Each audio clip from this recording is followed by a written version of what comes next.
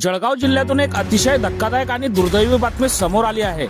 नशिराबाद जवळ भरधाव ट्रकने समोर असलेल्या बोलेरो पिकअपला मागून धडक दिल्याने भीषण अपघात झाला। या भीषण धडकेत एका व्यक्तीचा जागीच मृत्यू झाला असून परिसरात एकच खळबळ उडाली आहे। जळगाव नशिराबाद महामार्गावर आज झालेल्या भीषण अपघातात भरधाव ट्रकने बोलेरो पिकअपला मागून जोरदार धडक दिली।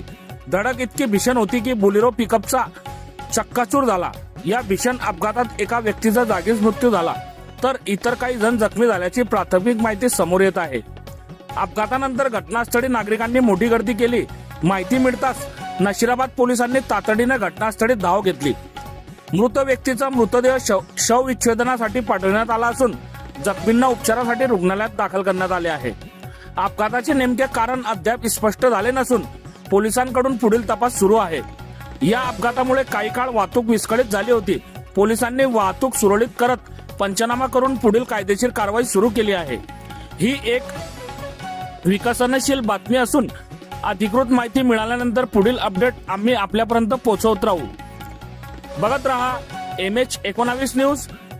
मुख्य संपादक डॉक्टर श्रीकांत वानखेडे सोबत ब्युरो चीफ जोएब सय्यद, जळगाव जिल्हा, महाराष्ट्र।